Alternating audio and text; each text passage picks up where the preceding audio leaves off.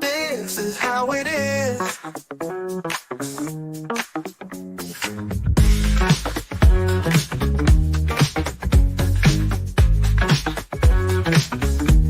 This is how it is.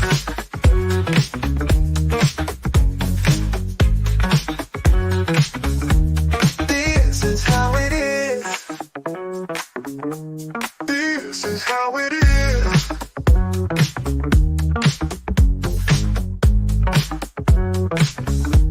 This is how it is. This is how it is. This is how it is. Today on Pop Culture Minefield.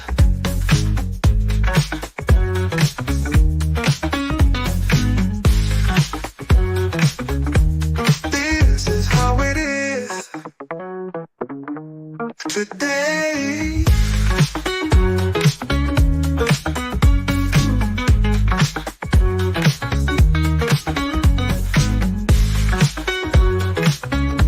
This is how it is. Today on Pop Culture Minefield.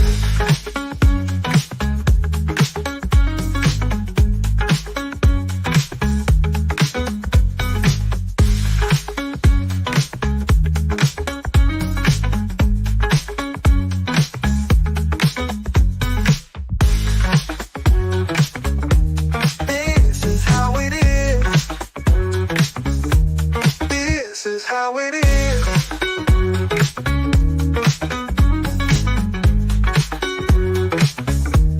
Today on Pop Culture Minefield.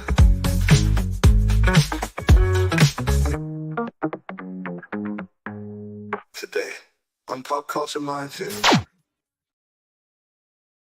Oh my, what a long intro. I'm still getting used to those. They are long. I mean, for our channel. Other channels do a 5-minute intro, and I think that's Gives people a chance to get into the show, so and join us. And we have 27 watching us now. How many are in the chat?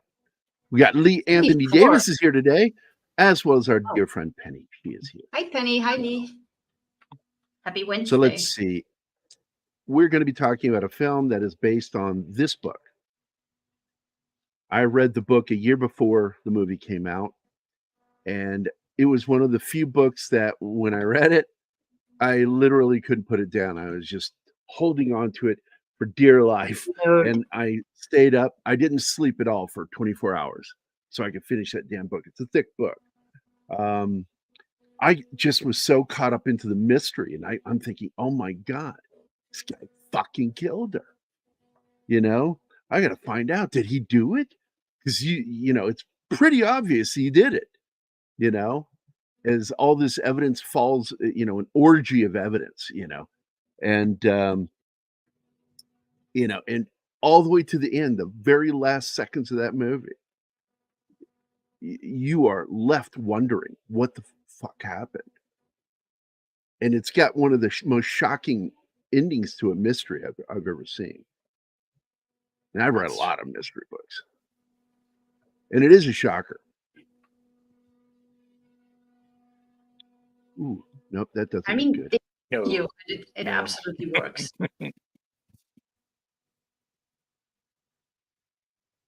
Nope, that doesn't work. No. We need 4 people Yeah. to balance it out so we can go to the one. Because I don't like us so big. I would like this one, but I don't want to use it.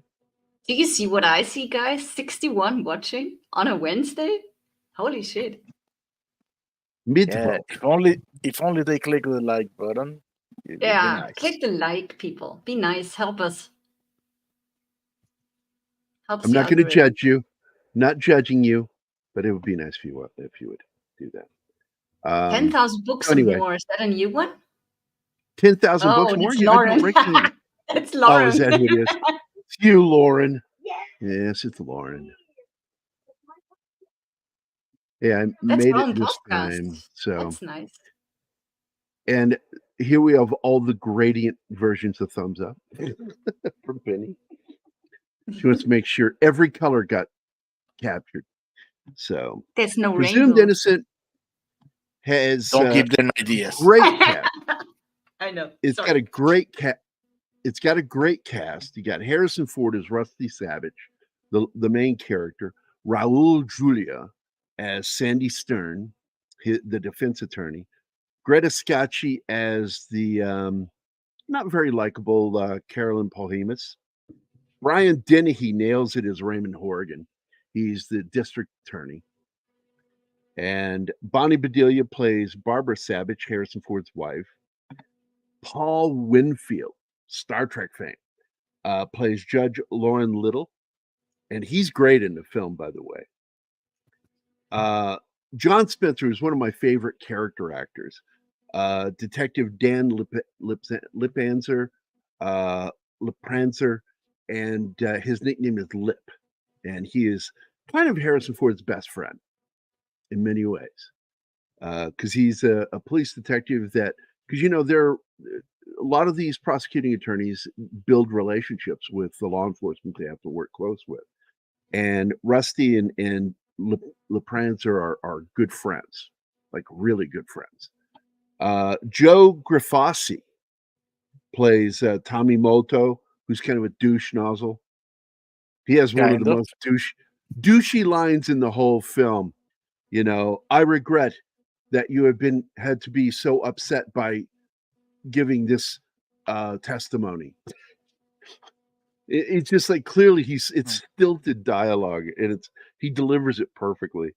Tom Martirosyan plays the part of Nico de LaGuardia, who works for the prosecuting or the district attorney's office, gets fired, but is running against the guy who is Raymond Horgan, who is Harrison Ford's boss in the film.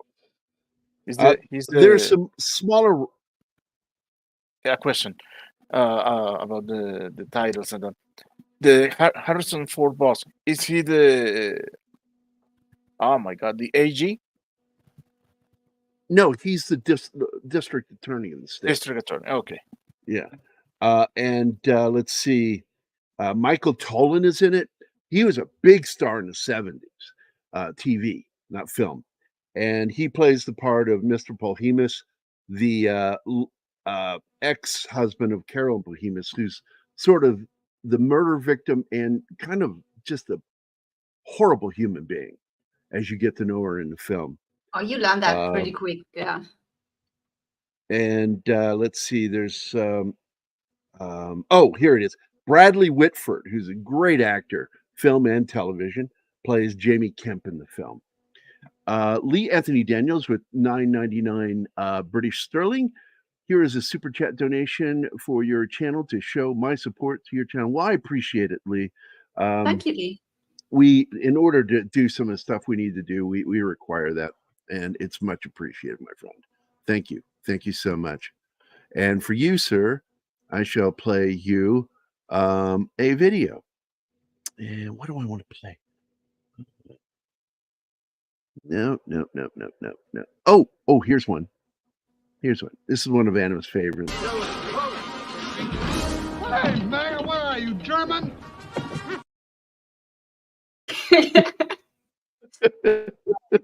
It's nice we need to have that tomorrow. Yeah, you guys are talking over each other, so nobody could understand you. You and Martin. Oh, I didn't even hear him talk. There was a lag, apparently. Yeah, I could hear both of you talking, but you were both in and out while you're talking, so nobody could tell what you said, either of you. So you want to go first, Martin? Say what you were saying. No, ladies first. Go first and repeat what you were saying. Okay. Well, I just think we were watching that movie and that scene came up, and I was like, Gary, clip that. I need that. I need to have that. You need that to like shit on me. Because people like making fun and tell me I'm German, and I'm not. So we needed that. Well, I tease you about it too, because it's like, because you said the first time you said, I'm not German. I said, oh, I'm sorry. What language are you speaking? German. No. But yeah, guys, the first thing he ever said when I came on the show, which by the way is going to be an anniversary in 9 days, the first thing he says to me is, "Are you German?" I was like, "Oh fuck, I'm not." It's going well. Because I was trying to figure out, because I heard some of your accent and I was just like trying to figure it out. Let's see. So let's see. Where was I? Martin, you had a question. No, you already answered it. It's Oh, about okay. the G, So we have a AG or great GA. guest. Actually, another actor in this that you'll recognize is Sab Shimono, who plays Dr. Painless. That's his nickname in the book and in the film. Kumagai, Japanese. What do you call it? Forensic doctor.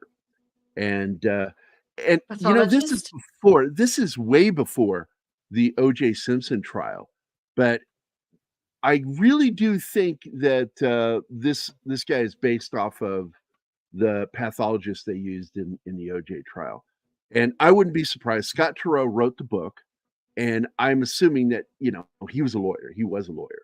He worked as a defense attorney as well as a prosecuting attorney, and so he saw both sides of the aisle, and he got to know a lot of those people. And I'm just wondering if that's who he based them off of. So, but anyway, I think one of the standout roles in the film is Raul Julia, because he doesn't enter the story until we're over halfway through the film, and which is like a no-no in many ways to do that. But for some reason, it works because we don't need to meet his defense attorney until he needs a defense attorney.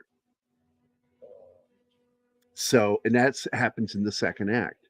So it's forgivable in cases like this because this is a character who wouldn't be needed in the beginning of the book or the movie, and so he appears later. And Raul Julia just nails this, and they've done this as a series. By the way, if I haven't told you, there's a new series out called Presumed Innocent.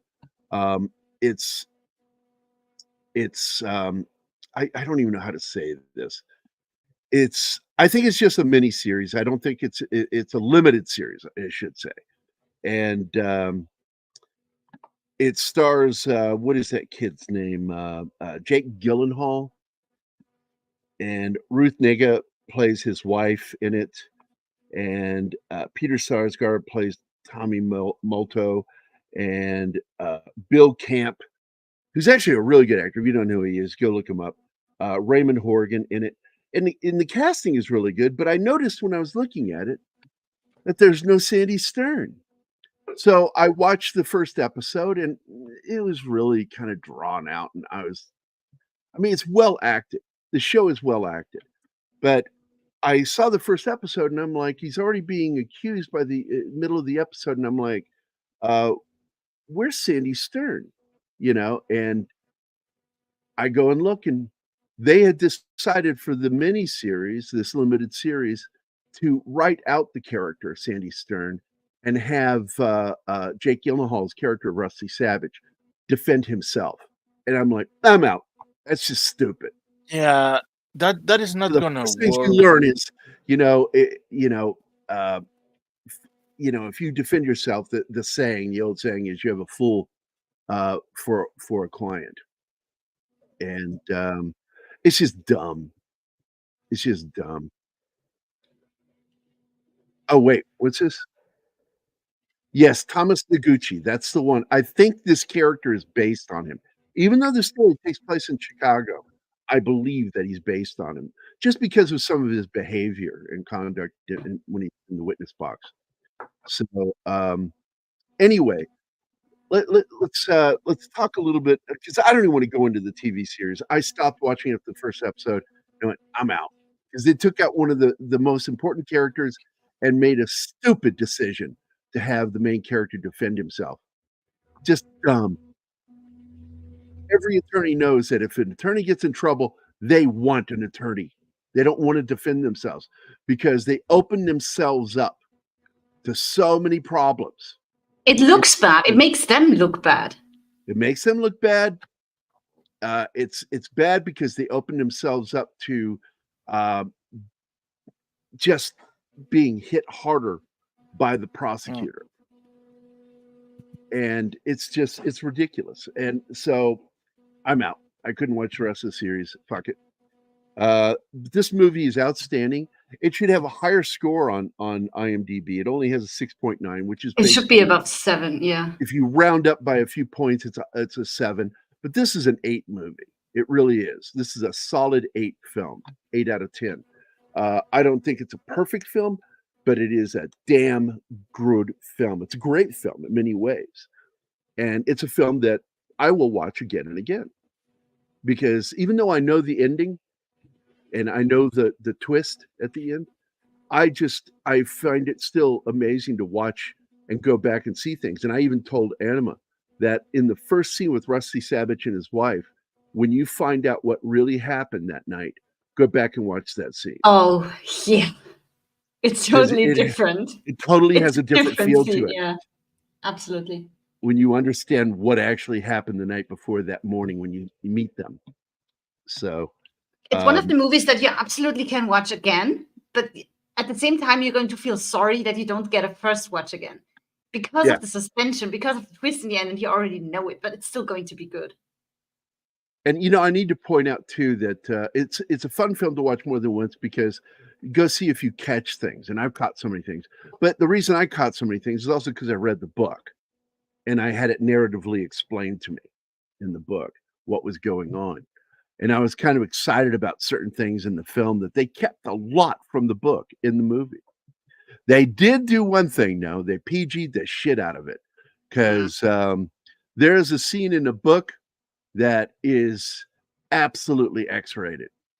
And it leads to his obsession with her because she would do things to him that his wife would never think of doing, that he wouldn't even want to do with his wife, but she would push that envelope sexually with him. And he became obsessed with her, which is why it's a great line when the wife asks him, you're still in love with her. And he goes, this isn't love. Yet he's crying when he learns that she's been murdered. Yeah, but it's pure obsession. People will cry over things they're obsessed with. He got emotional. He's an emotional character. Something he usually has to hold back as an attorney. I would like to ask the panel, do you prefer the book or the film version of Presumed Innocent, even though the book delves into more detail and the film is more of a shortcut version? I would say that it's a truncated version of the book, definitely truncated, because that is a long-ass book. It's a thick book. You have to. A movie is always a shortcut of the book because it's impossible to get a whole book into a movie. Yeah, and I think it was a good idea for them to do a miniseries to adapt the full story. But when I found out that they made a huge alteration to it, there's no point in watching it because Sandy Stern is one of the most interesting characters, and he carries on in another book. He's a character because Scott Turow wrote more, and he's a very good writer of legal dramas and thrillers. And I want to check something real quick. Page count. Because I forget how many pages that book was. 448 pages. 448 pages.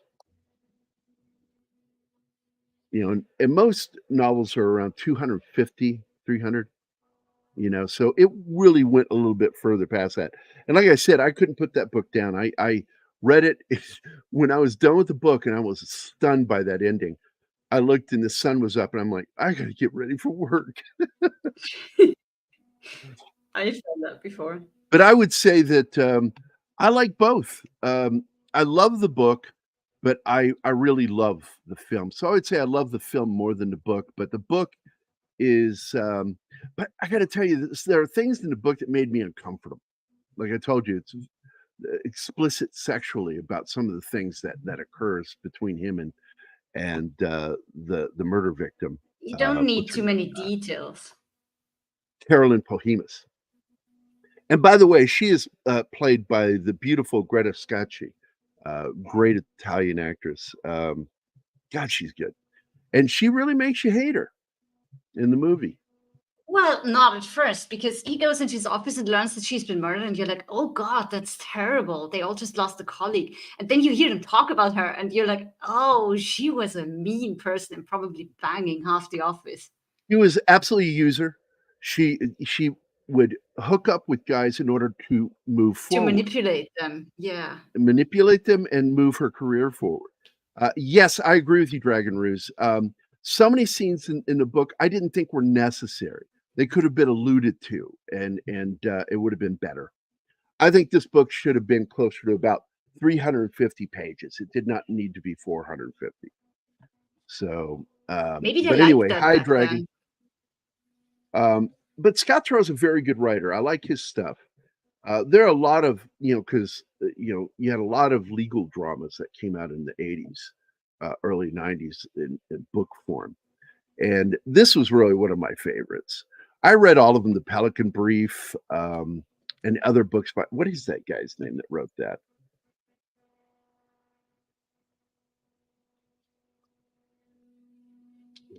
Can't rely on you guys. So I gotta look it up. Nope. So we've got, here it is. And he's another good author right here, is John Grisham. I read several of his books over the years. And, if I didn't tell you, it's one of the things I considered going to school for. I really considered not going further in the medical field, but going into the legal field. I was thinking about being a paralegal and working on to become a lawyer, because I'm very good at debate, very good at making arguments, and as people who know me know, and it's something I really was passionate about. So as I continued in the medical field and my art in the art field, I really did continue my passion and love of reading about legal dramas. And I love having conversations with lawyers. I really do, about especially criminal law. So, but anyway, John Grisham I consider it to be the more prolific author, but Scott Turow was first, and I just really like Scott Turow's books. I just wish in his book that he hadn't made it so explicit in those scenes. I like and the door closed and the passion was hot. Next day, we don't need to see all that gratuitous detail. And that's the like word when I you look for. see how a scene starts and then they just cut to whatever comes after that. You don't need to see more. Yeah, the movie pretty much explains it was hot and sexy, and you actually see Harrison Ford drop his pants, and that was a new one for me. I was like, oh, ooh, Harrison Ford dropping trowel. Oh. I prefer that to Matt Smith's naked ass, or any Targaryen ass. Yeah, I concur. So, but anyway, we're 23 minutes in. We'll get the film strip going here.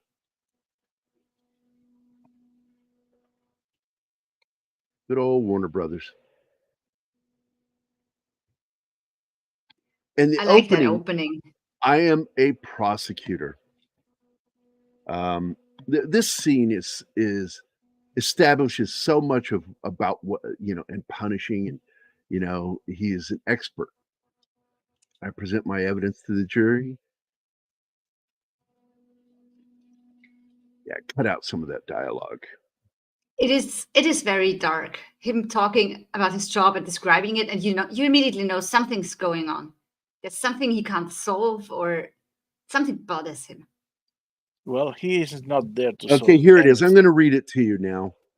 He says, I'm a prosecutor. I'm part of the business of accusing, judging, and punishing. I explore the evidence of a crime and determine who is charged, who is brought to the room to be tried before his peers. I present my evidence to the jury, and they deliberate upon it. And that is a great opening. And Harrison Ford did a good job narrating, unlike with Blade Runner, where a lot of people didn't like his flat narration. I did. Yeah. Well, I liked his narration. I was okay with it, except for that one scene where they shouldn't have done it. What? Oh, where?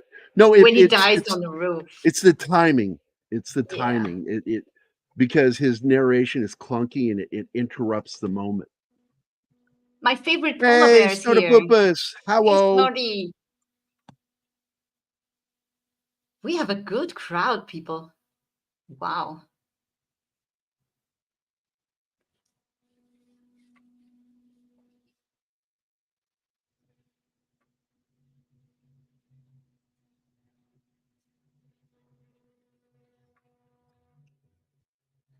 And right I'm after looking. that dark opening, you cut to this family scene, and everything seems so lighthearted and friendly and Love almost between a like the husband and perfect family. wife, Yeah.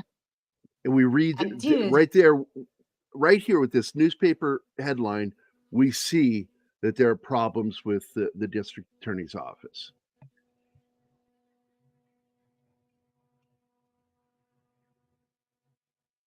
I did what you told me because you had to go out for 5 minutes or so after we finished the movie, and I went back and watched the first scene again, and I was like, oh fuck yeah, that's a different scene after having seen the movie.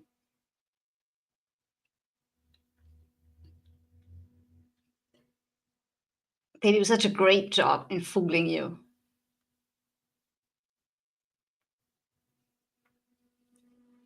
Yeah, here we go. I found it. I found it right here.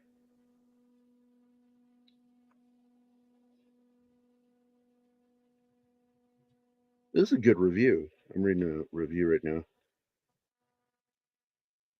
Keep the cork in tight. It's a good line right there. Oh yeah. And that's so. And by the way, I want to mention the score to this film. What a great, mysterious sounding theme by John Williams. This is Yes, a it theme really that is. I've never heard him do before. You know, this was something all new.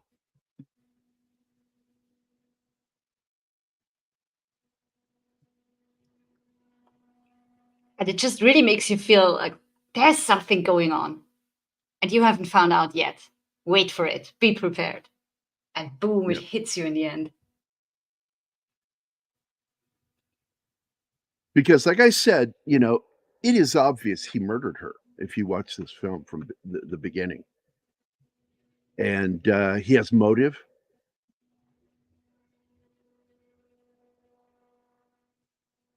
And there's evidence against him. So here we establish his relationship with the district attorney. And things are looking bad for him. He knows that as they are fighting he's trying to keep his job Well, during the election. well, he deserves to lose after he did to Rambo. Well, when you find out, yeah, he absolutely betrays Rusty.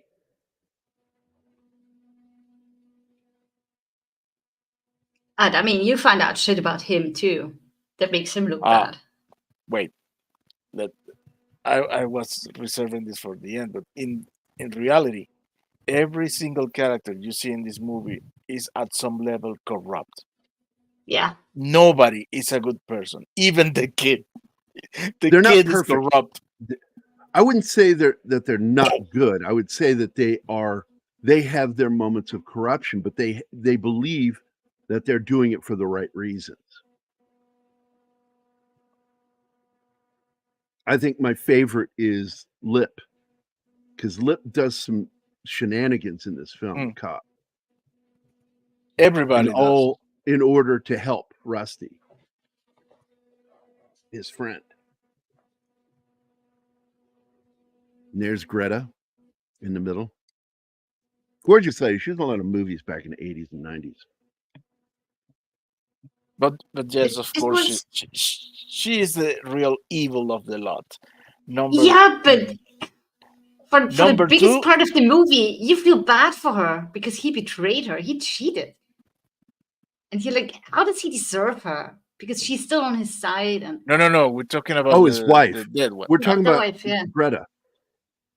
We're talking about We're talking. Yeah, sorry, I'm bad with Carolyn names, especially Pohemus. today. Carolyn Pohemus is the murder victim.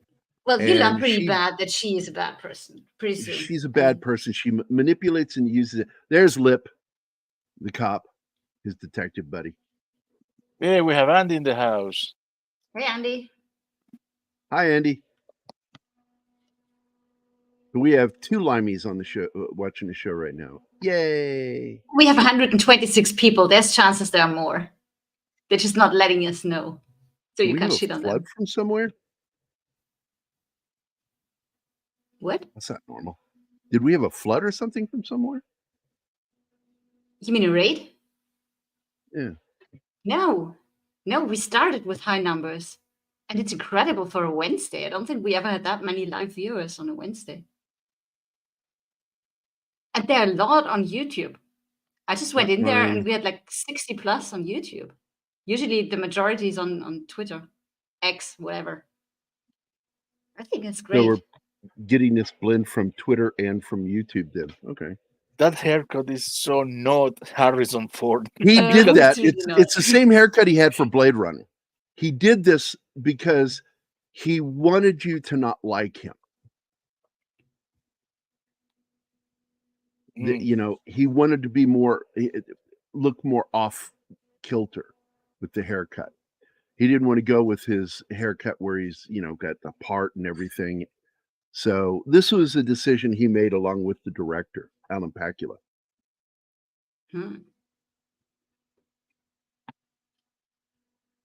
Which I would also like to point out that this was produced by. Let me go look at this real quick because.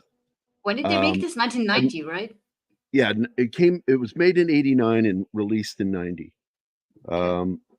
Sidney Pollack is the executive producer on this, who is another great director of thrillers.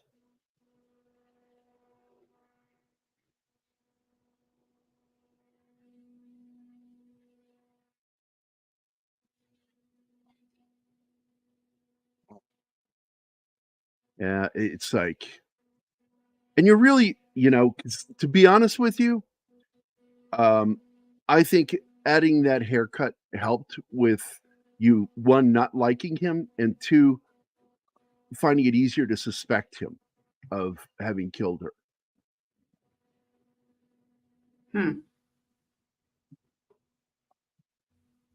I think Harrison Ford made a smart decision with the haircut.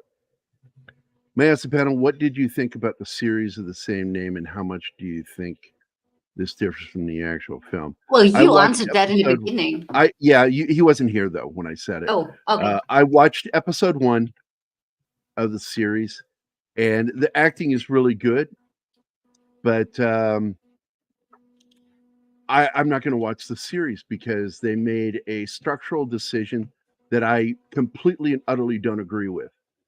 By removing the character of Sandy Stern, the lawyer, his defense attorney, and instead they're going to have Rusty Savage defend himself in the show.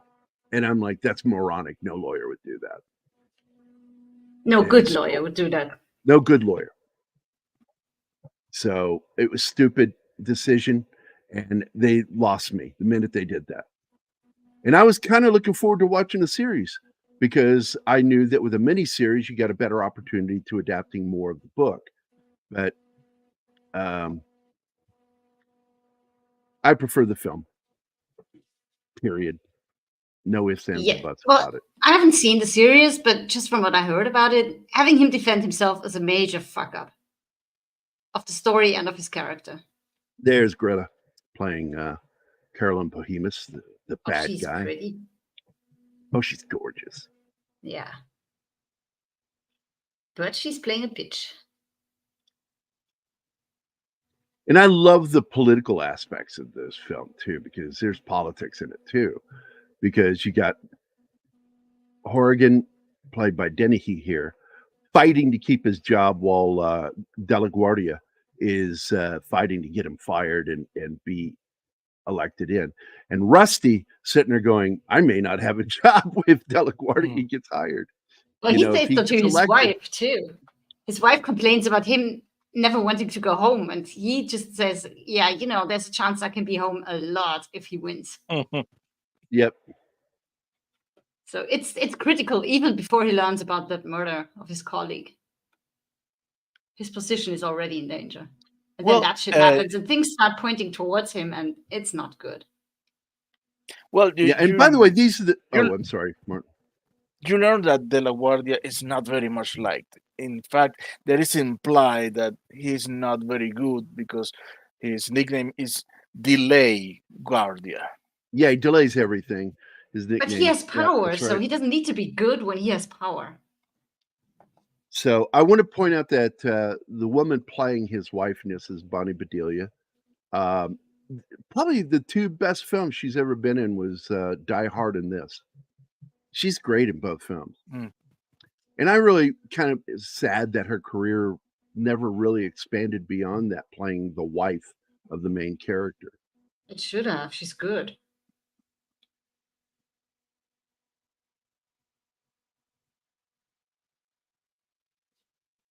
Yet, in fact, she is the best reason for a rewatch. Yes. Now I'm going to When point you- out something. The When- thing when- that they're looking for right now is he is curious why Carolyn Behemoth was given a specific case that should have gone to him as the Mhm. lead prosecutor. And he's like, why did she get this? And what is this case? What is this about? Why did she Is this want that this? B file that they keep talking about? Yep. It's the Did B she file. not? Yeah. And this is an important plot point within the film. Is this thing is a nuclear bomb in the story, as you find out. That what is in that B file is a nuclear bomb to characters within the film. That if this thing goes public or is known, could destroy lives. At least And- 3 of them. And she wanted it so she could blackmail people. She's a horrible person. Again, Carolyn Yeah. Behemoth is a horrible fucking person. You stop feeling sorry for her pretty soon. Yeah, Tim, he's guilty of flying badly. He's like had 2 major crashes. Hi, Tim. And I've come to the point where I feel like he's too old. He shouldn't be flying.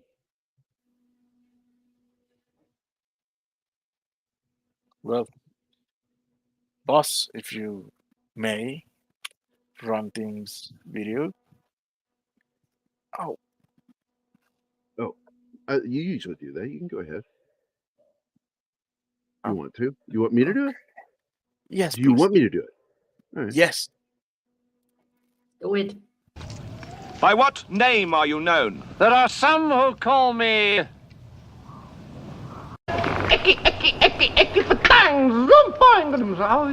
No, now go away or I shall taunt you a second time. All right. That's the best version of that clip. I like the original more. But that's just me. You're boring, Martin. This one's more fun.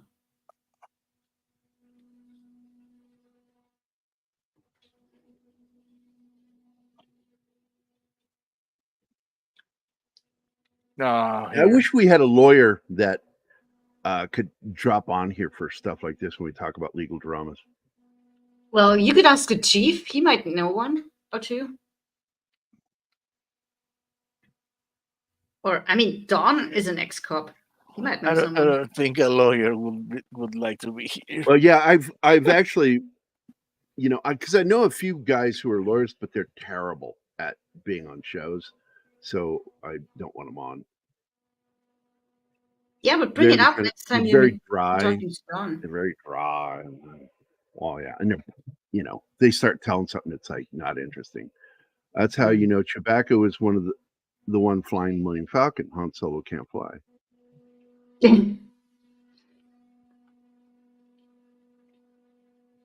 Why? Hmm. Of the clip. Okay. I can find one, I guess.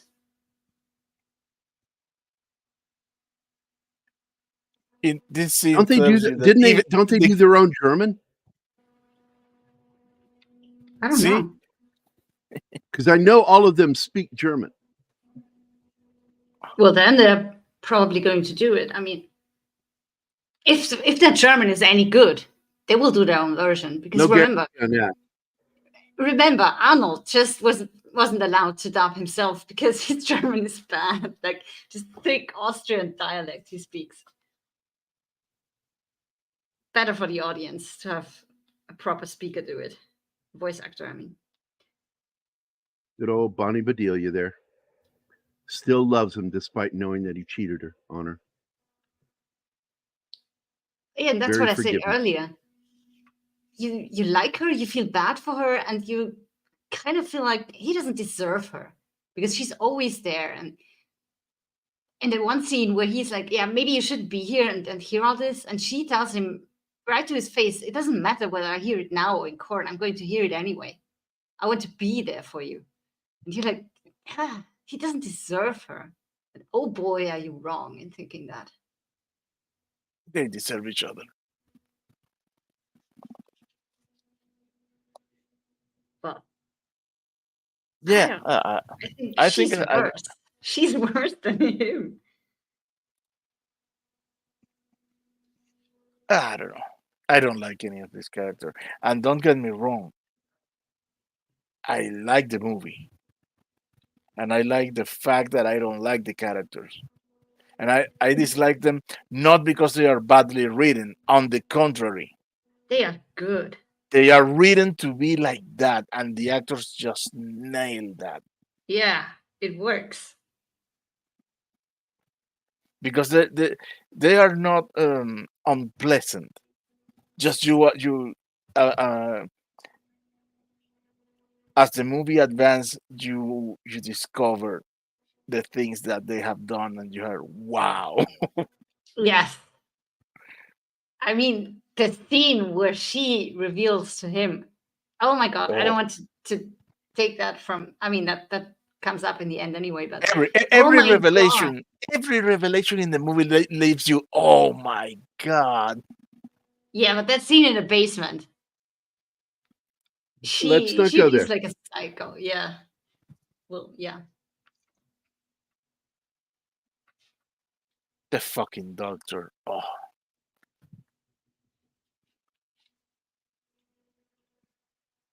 Oh, Kuma guy, painless. yeah. Everybody's corrupting this shit. Everybody. Well, he also seems incompetent to some extent.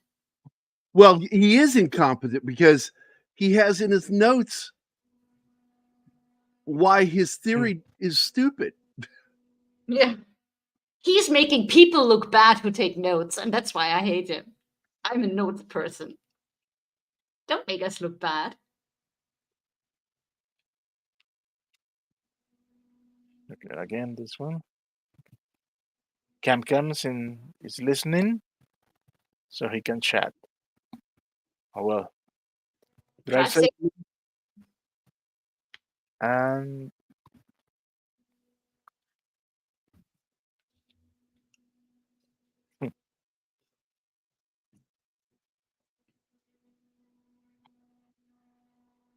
we have another question.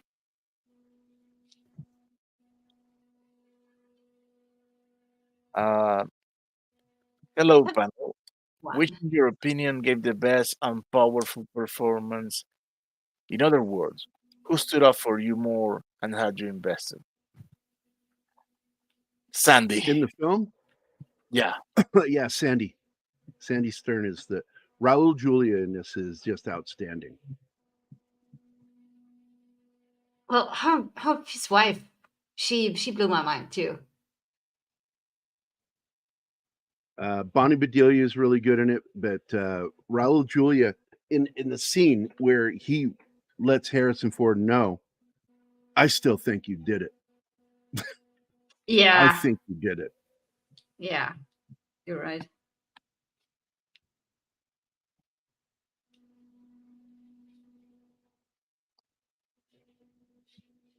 I mean, imagine your lawyer telling you, I'm going to try and defend you, but I believe you're guilty. That sucks.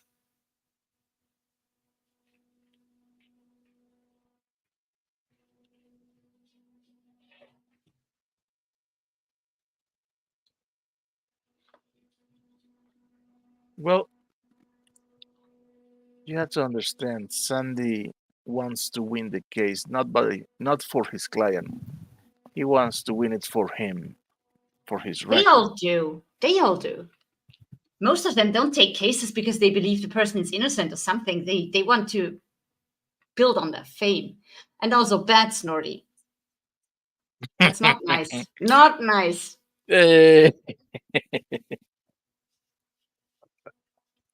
bad snort. Well, but it's recursive. He's throwing himself into the same bag because he's taking a note. Yeah, that's right. Now, I don't know if I want to be in the same bag with a polar bear. Probably not.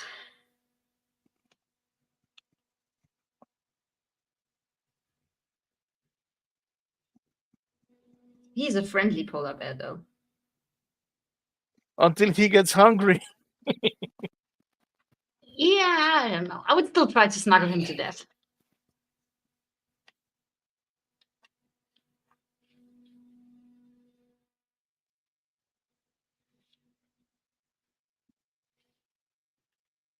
What are you looking up, Gary? Porn. No, hopefully not. No, I'm just looking up. It's shocking that the new series is show run by David E. Kelly, who's a legal expert, and And they're still doing shocked. that? I just think it's stupid that he made that decision. I mean, yeah. Knowing legal stuff and still making that decision, that's... Yeah, they've got 6 episodes out, and there's 2 more left before the series ends. And the final episode is episode 7 is titled "The Witness," and episode 8 is "The Verdict." And I like a lot of what David E. Kelly does, but having read the book and seen this film, I think it was a huge mistake. Look at his secretary giving them the stinky eye. She knows what is happening. Secretaries know everything. Because they are always there and people forget that they are there. They're like... No, but the thing is that she can see through this evil woman. The secretary knows what this woman is doing. Yeah. How she's playing him, and he's an idiot for letting himself be played.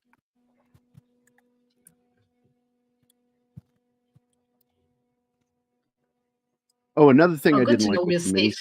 the new miniseries is they have the son older. He's a teenager, and I thought that was a mistake, and it made me wonder. Oh no, do not do what I think they're gonna do, because that's just bad writing. What do you think they're going to do?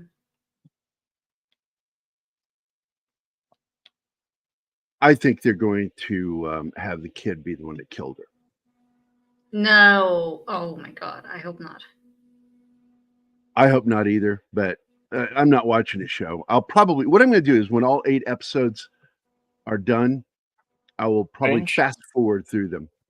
Binge fast forward. Yeah. Oh, now that kid right here is the kid from Jurassic Park. And I did not recognize him. That's the boy from Jurassic Park. Yes, it It's was so long familiar since to I've me, watched but that. I didn't. Who was called Tim? You can recognize him right there. That's the kid.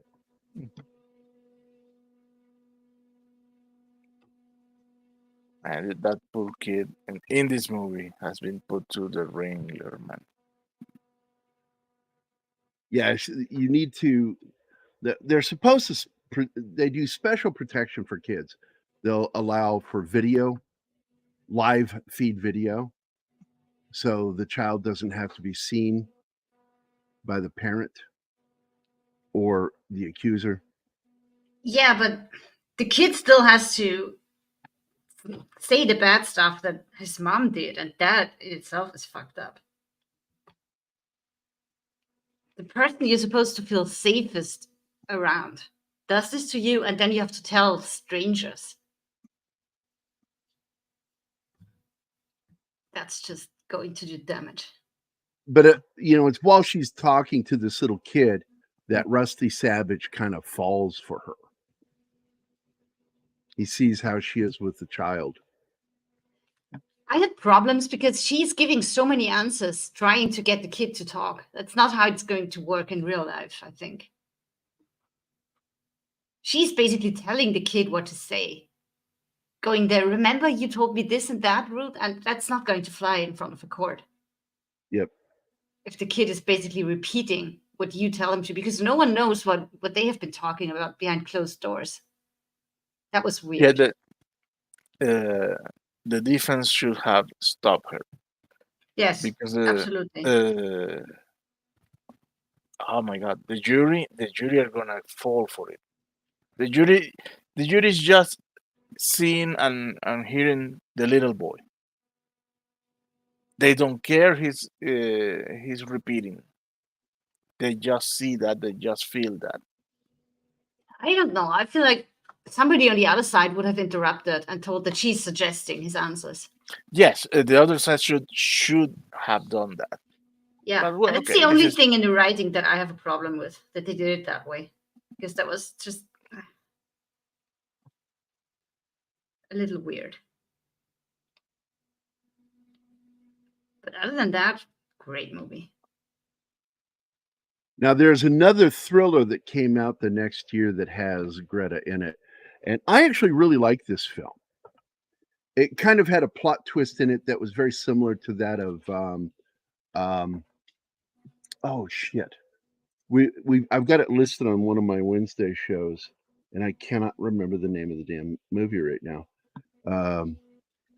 Where the guy hunts himself, a detective hunts a killer to find out that he's the killer. Oh, The what? that's dark. That is dark. Oh yeah. And how can he not know that he is he sleepwalking? Psychosis? Because he had made What's a going deal on? with the devil, and his Oh. memory got wiped when he did it. He became a whole new person, Wow. and the devil wanted payment. Robert De Niro plays the devil. This is the other film she was in called Shattered with Tom Berenger. And of course, Bob Hoskins is amazing in it. It's a very good film. And in that film, I wouldn't mind. In that film, the basic premises is he's like, something's not right. You know, he's with this woman, she loves him, all this shit, but something's not right. And he starts investigating how, you know, he ended up in this accident where he had to have reconstructive surgery and shit. And come to find out, he's not the husband that he thinks he is. He thinks he's the husband. He's not the husband. He's the lover. And they murdered and he murdered the husband, and he was surgically altered to look more like the husband. And that's why his memories are all fucked up. That's crazy. I want to watch that. I want to watch thriller. that. It's called I'm not for thrillers, Shattered. but this one sounds great. There's Bonnie. God. And this is the line she goes, she's dead and you're still in love with her. He goes, it was never love. Doesn't she even say you're still obsessed with her? No, she says, you're still in love with her. He goes, it was never love. And he's crying. Hmm. And this is where Horrigan has to give his reconciliation speech. He's lost to delay.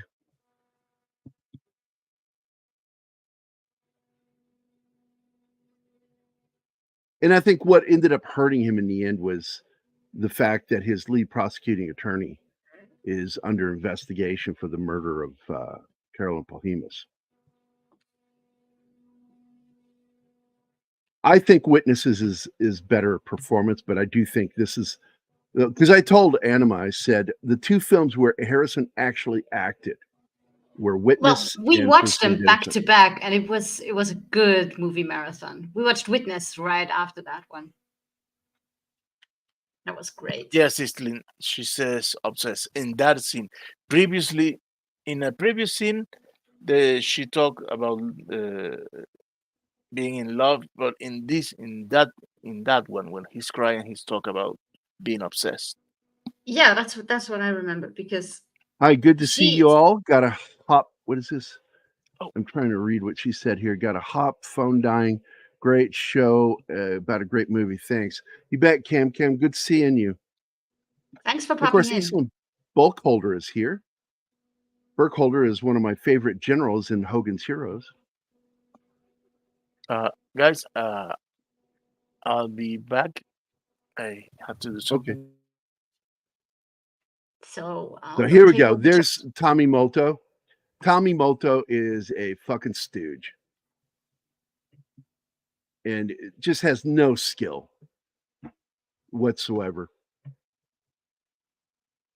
And I suspect all the characters in this book are personal stabs from Scott Turow at real people that he worked with in Chicago. Hold on. That looked super weird. That shot of his face. Oh yeah, he curves his lip upward. Yeah. Does Billy Idol. He even looks like an asshole. Now Tommy Molto is a jittery guy because he's scared. He is scared of Harrison Ford. Harrison Ford does that, smiles on one side. It's called a wry smile. It only looks weird to you because it's reversed. I know. That totally fucks up a face when you mirror it. Totally, because no face is perfectly symmetric, and you get used to how it's not symmetric. So when you flip it and mirror it, but it's one of the ways that Martin keeps us from getting claimed. Oh, I know. And I miss Ariel pointing out that the writing is backwards. I miss her, period. Yeah, where is Ariel? We haven't seen her. I don't know. I just hope she's okay because she's had issues. And then she was back and feeling all good and stuff. And now she's gone again. I hope she's just busy. But yeah, I miss our ladies roasting us in the chat. Bonnie looks like crap there. She's been up too long. Now she looks good. Stop being so critical about how a woman looks. Yeah, Harrison Ford intentionally did that, Eastland. Basically, he felt that you shouldn't like him. So he had that real short Blade Runner cut again. And it's meant to make you be put off by him. I hope that's not the reason you had your hair cut off. No, I did it because it's hot as fuck here. I know. I was still shocked when you took off your hat and the hair was gone. I was like, no, so short.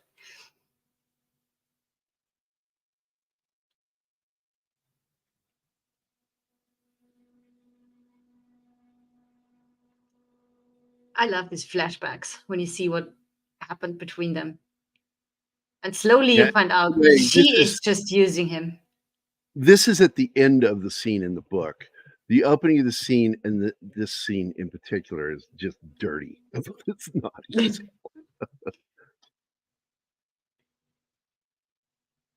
But you already know she's a bad person. And then you find out how she's using him and then dropping him. Yeah, the minute he shows that he has no further ambition and he's not going to help her, all of a sudden she just cuts him off. She has no interest in him anymore.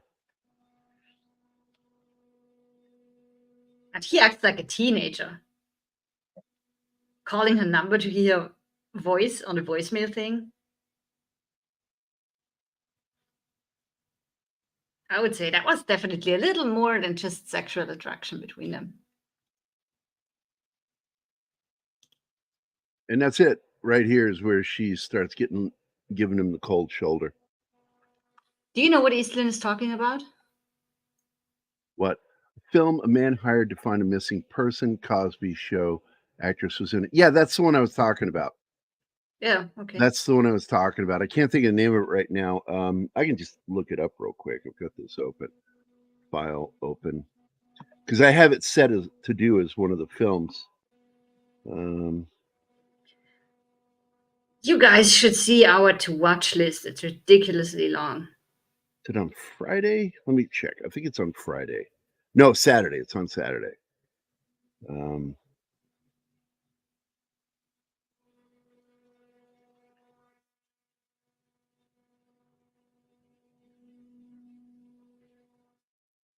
I think she made not just him, but all the men think that she's just doing it because she has the hots for them, but her sole intent is to use them to get to where she wants to get.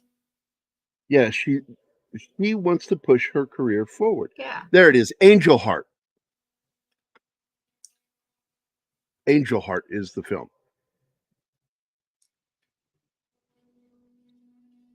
And I like the film because it's got a real mystery.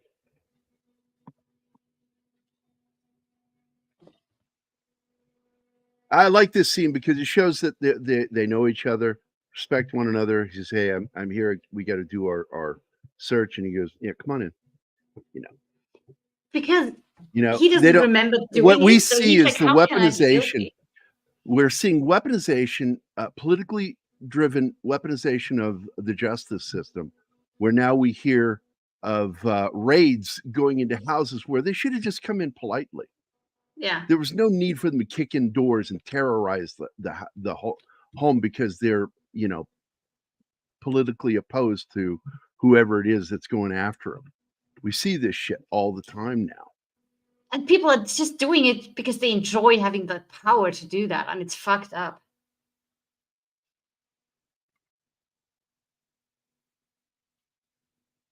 Well, Lee, I can tell you as much. It's not E.T. Harrison Ford, well, let's put it down to this. Okay. John Williams got his start on Gilligan's Island. He was a student of Bernard Herrmann. Not Bernard Herrmann, I'm sorry, the guy who did the Pink Panther theme. Oh, shit, I just forgot his name. Great composer. He was a student of his, and then he got the gig doing incidental music for Gilligan's Island. Not the opening theme and closing theme, but the incidental music you hear throughout the show. And he was a jazz pianist. That's what Johnny Williams was what he went by when he was younger. And his first serious gig was writing the opening theme to Lost in Space. And he wrote 2 different themes. And then he did a musical with Peter O'Toole, where it's a famous film. I can't remember the name. Goodbye, Mr. Chips. And Williams scored the music for that. And that got him in, and Spielberg was impressed with him. So Spielberg started working with him early on, all the way back to Amblin, and he was the one who recommended John Williams to George Lucas because George Lucas didn't know him. So John Williams became known to be the guy that Spielberg and Lucas used almost exclusively. And Harrison Ford, by proxy, got to know him from Star Wars and from Indiana Jones.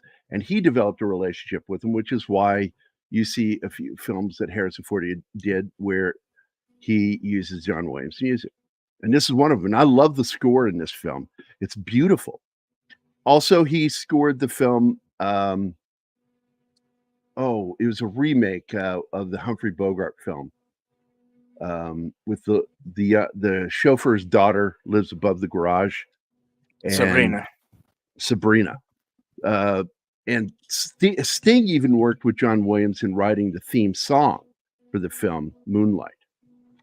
And it's just a beautiful fucking soundtrack. But my favorite to this day score by him that gets me emotional when I hear it is Superman. I love Raiders. My second favorite is Raiders of the Lost Ark theme, the march, followed by Star Wars. The Imperial March specifically is my favorite march that he wrote. That's great. And but my favorite score by him that causes the most emotion in me is the theme to Superman. Prosecutors are showing in this movie abuse of power, yes, as police can do, when it should be about protecting the innocent and punishing the guilty. Of course, this book and film exposes the politics very well, I think, and it makes you not trust the system.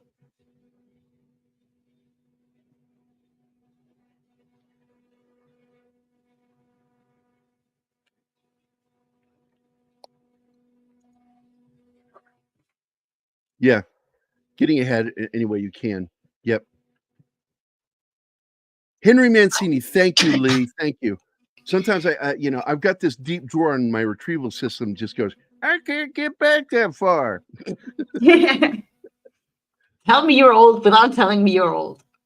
Man, I used to, because I always admired Dennis Miller, and I always had a mind like him and Robin Williams, very quick, and I could just pull up information like scoshy quick. It was up there. Not anymore, man. I've gotten old, and that retrieval, I had a deep drawer with a fast retrieval system. Not anymore. Oh, Scott Turow. Yeah, he's a very good writer.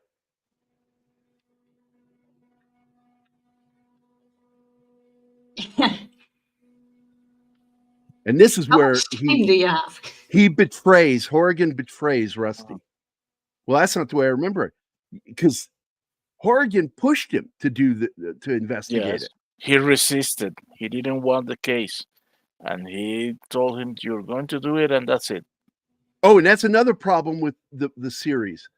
He wants the case in the series, and I'm like, huge mistake. They shouldn't have done that.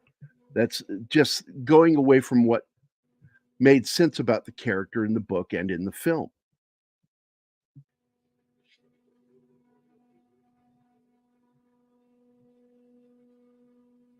Oh, I don't trust the system anymore at all.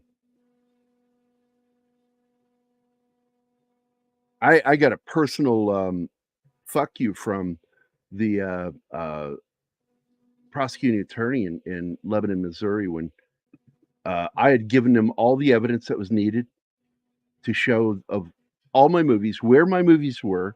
The guy stole them, pawned them. I found every pawn shop. There was video footage, photo footage of him going into the stores selling my movies, matched my list. And the cops were like, we got this guy. Prosecuting attorney wouldn't do anything. He said, nope, not going to help him. That's fucked up. And it's because he had a personal beef with me because of a girl that I was friends with. And he was married and he was sleeping with her. And I told her he's not leaving his wife. He's never left his wife. He's still with his wife. And when I got back to him, he got angry at me. Well, okay, that's just lame now.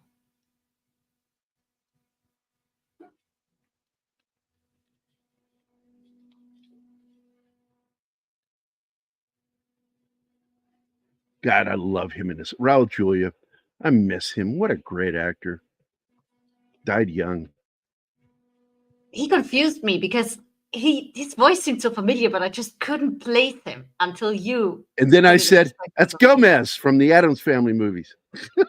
Yeah, and I haven't seen a lot of it, but I do know the original Addams Family, so I was like, yeah, that's where I know. And he him does from. have an I couldn't accent. place his accent at first. He's from Puerto Rico. I couldn't place that at first. I was like, is it German accent? Is that where I know him from? And then, yeah, it's Gomez. I Then like you can't this that unsee it. they're trying to force stuff into the court, and Judge Little is like, no, and I'm not going to allow that. Well, isn't it a decision for the jury? He goes, no, it's my decision. And I'm telling you, I'm not allowing it.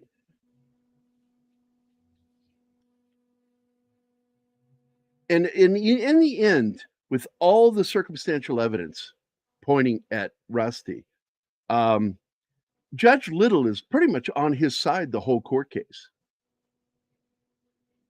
He's on the defense's side. I found that interesting.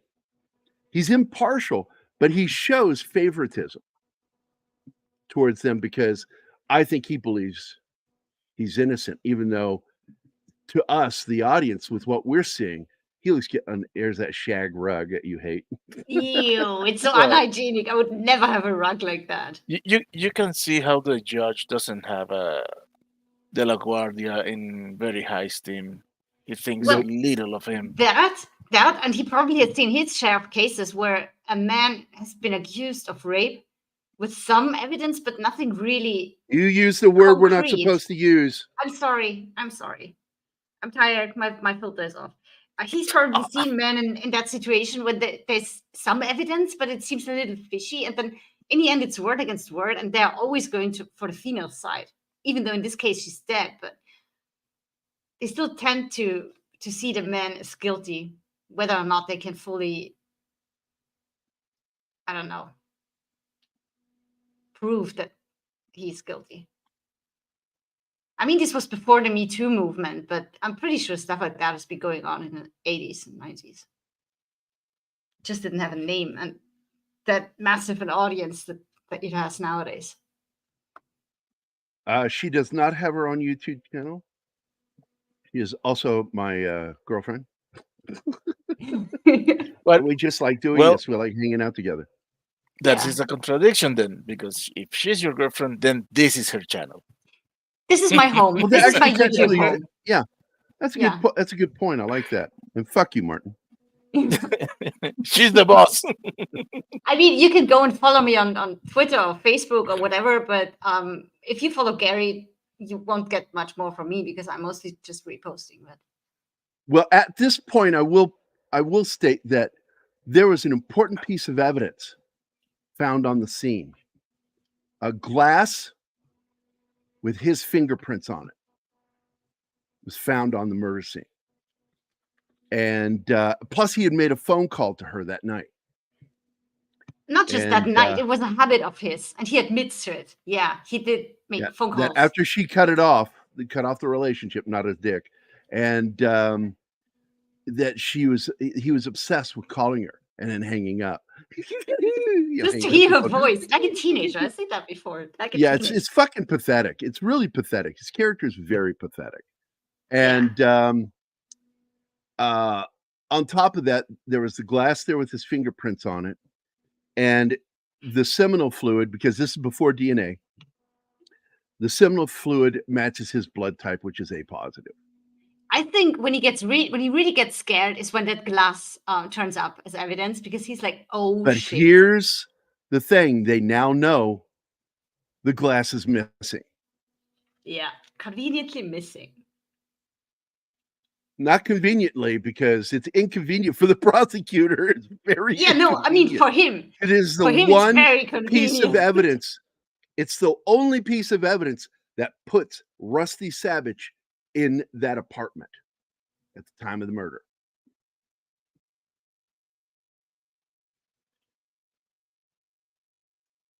And it's missing. And it's like, how can it be missing? And this is where the judge just digs into the prosecution. You can't even follow your own evidence. Yeah. You know, you can't even control your own evidence against this man. And they want to still use the glass as evidence, even though the glass is missing. And the judge is like, no, you cannot use something that you don't have. But we have the prints from it. That doesn't matter. It's not there. And He this gets is a lot of when shit for losing that glass. Oregon and then, goes like, up on the stand to give his testimony, which is all bullshit. And Sandy Stern just digs into him and makes him look like the traitor piece of shit he is. He says, you slept with her too. So you could be as much of the killer as anybody. And they never say it, but there's definitely everybody thinks, yeah, okay, like she slept with this guy and with this guy. Who else did she bang to get to where she was? Not just these two. No way.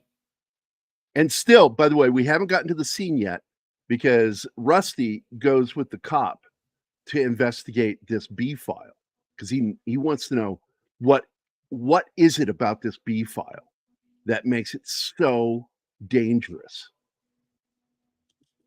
Yeah, that's a And we got mystery that for a coming long up. time. But this is it. He's making Horgan look like a fucking asshole here. Sandy, I love Raul Julian's role, and I was so glad when I saw that he got cast as this role because he was my favorite character in the book, Sandy Stern. There's more of him in the book. There's a dinner scene. There's so much more. There could have been more of him in the movie too. Hey, Venkman's girl just joined us. Good evening. Oh yeah. Hey, Vickman's girl. Good morning, not good even that afternoon, good late. evening. Well, it's evening here. Getting close to midnight. Guten Morgen, guten Abend. Yeah. That didn't even sound too bad. But then I already have a headache, so. Yeah, there you go. May I ask the panel, did you like the way the film ended or would you have written in a completely different way with the twist? No, it's perfect ending. This movie ends perfectly. The scene in the basement with a couple talk. 'Cause it's Holy it's a shit. it's a tragic ending. I cried at the end of this because I was like, "Oh my god, this is what happened?" I was like, not She what the comes movie, across but as a psycho. That shocked me. I don't wanna give it away. I want the audience to experience it with the, Yeah, okay, film I I'm think we crying. already know. Yeah. The movie is from I haven't said it. 1990. And no spoilers for a movie I that's don't know if 34 years. everybody's seen this, so I don't know. Hmm. So great a movie. Did I say the writer is great? Yes, you did, and I agree with And you. we all agreed. Scott Turow is a very good author. Used to be can file police report that we will lose, refuse to fill in police report for you. Yeah. What? And by the way, the guy in the background is the one I brought up a little bit ago.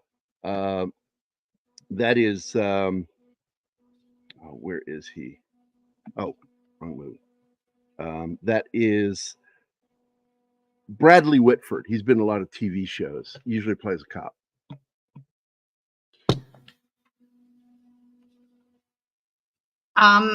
Yes, Islin is right. He knows that he was framed, but by who is a big blow? It is, but until that is revealed, he knows he's being framed, and he knows the person who frames him must be somebody Well, who knows a lot about the legal system and how it works. Hold on. He is saying he is framed, acting as if he believes he's framed.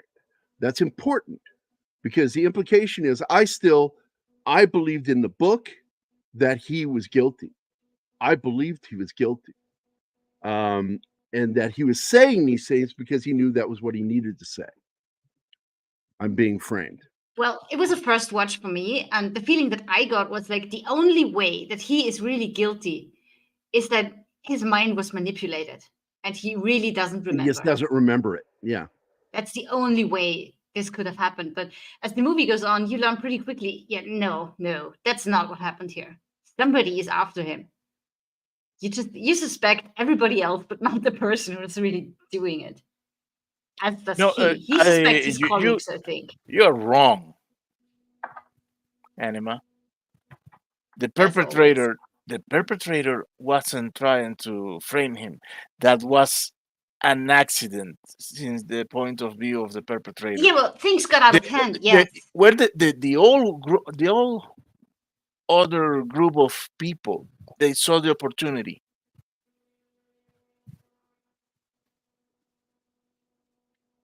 I like the scene between him and his son. This is a good scene. In fact, he think he's being framed for the whole file B kerfuffle, which is not true. Yes, In the book, Eastland, it's you actually suspect him. And he harbors guilt because a part of him wanted to murder her. And this is something you get to know in the book. He was so angry at her for what she did. Well, once he found out that she was just using him, of course he was angry. So he's talking to his kid here and explaining what's going on. And you get I do love these scenes with him and his son in this film. It's the most human side you see of this character is him and his boy. And there she is sitting behind him while talking about, hearing about the personal relationship and all that. That's when she says she can as well hear it then and there, because in court she's going to hear it anyway. Or is it? Would I be right in thinking that it would be next to impossible to make a film like this today with the current climate in entertainment? I would like to hear the panel's opinion. Well, proof of that is go see what they do in the new miniseries. Yeah. If they change certain aspects of that story, absolutely. But I believe you can do it, but you have to do it as an independent filmmaker. Do not expect to make a film in the corporate system like this. You can't do it. I agree. Corporate studios won't let you. Tommy Molto, what a scumbag.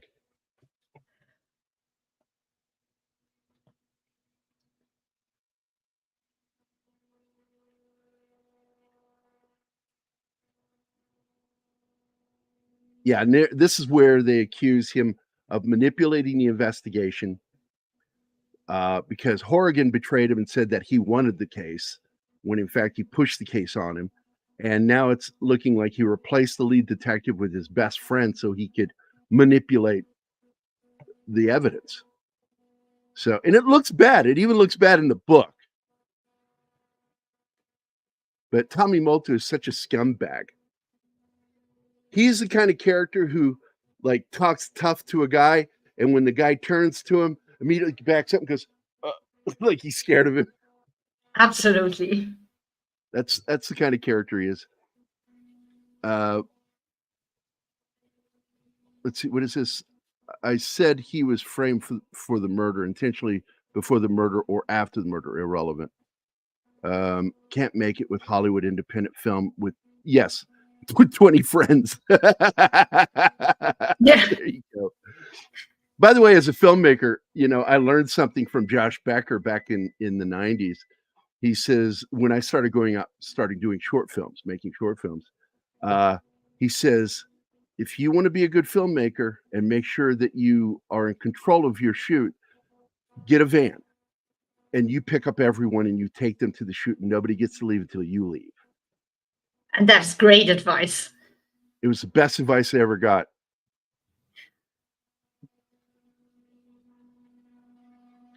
It says he was acting ambitious, it is claimed, and looks like it too, Harrison's character. Yeah. And even in the book, there are certain things that he doesn't want. He has no real aspirations. He just likes doing what he does. He's good at being a prosecutor. I mean, you can take that from the opening scene where And he that's how describes his job. That's satisfying to him. And also, this is how he knows Sandy, because Sandy is an attorney he's gone up against. And he's one of the toughest defense attorneys he's ever gone up against. And that's why he wants him as his attorney. It's about control. It really is. Yeah, because he wants to go on a stand and he says, when you do, you're going to confirm everything they're saying. You're going to confirm everything. So I don't think you should go on a stand to defend yourself.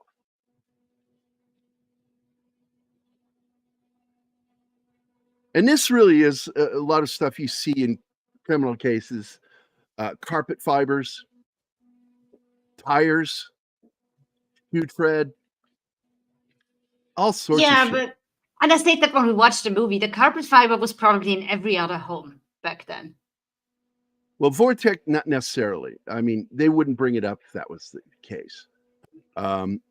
So this is what I agree with you on is that they should have said this is a rare type of carpet. Something like that. Small percentage, Now find that glass, because he's telling them you don't have a case without that glass.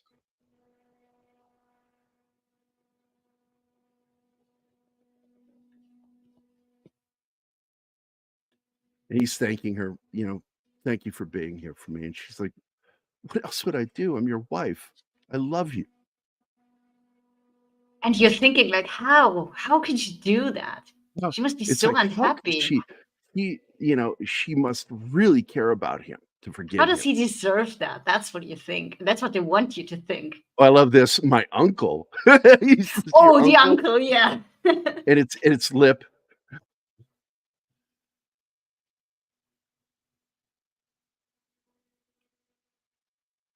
And he tells him, he says, we're working to keep the glass out of evidence.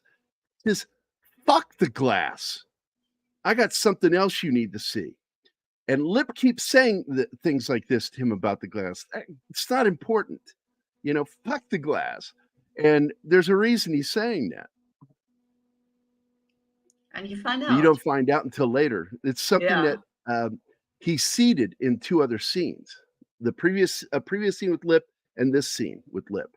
He seeds, stop worrying about that fucking glass. And this is where they find the guy that is listed in this B file that's going to have the information they need. The mysterious B file. And I do like it because the minute he opens the door, Lip kicks the door, knocking the guy backwards. Just knock the shit out of him. See.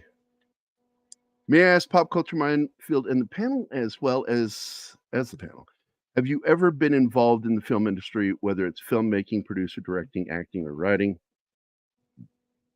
I work in the film industry as well as the comic industry and the publishing industry. I do artwork for films. I've worked with Tom Hanks, Gary Sinise.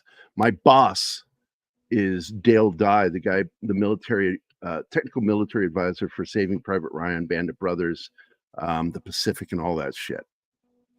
Masters of the Who I Air. work for. Don't forget Masters of the Air. That was a great one. So yeah, I work in film. I work in film at a distance because I don't like Hollywood. I tried working more directly, and I discovered I fucking don't like those people that work in film. So I work, like, what do they call it? I telecommute to do my work because I don't fucking like them.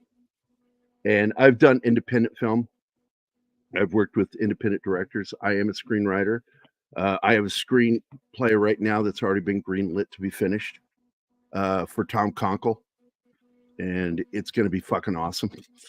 I mean, when I told him, I basically gave him the skyscraper overview of the script, the story, the synopsis, and it just blew him away. Like, what the fuck? He goes, that is a great idea. I went, I know. I come up with good ideas. I'm a good writer. I think I'm a better writer than I am an artist, but it's easier to do art. It's harder to write. Takes longer. So we have a few questions, Leon. Sorry, I had to rough you up there. What? So he's talking about making the case go away, and that he was told to pay money to this judge. And when he finds out which judge it is, it's kind of mind-boggling.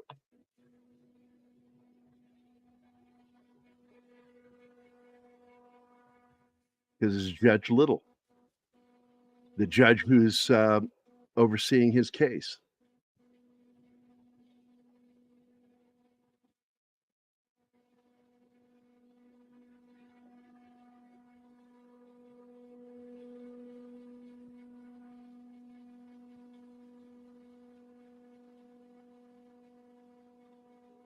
You can do it now.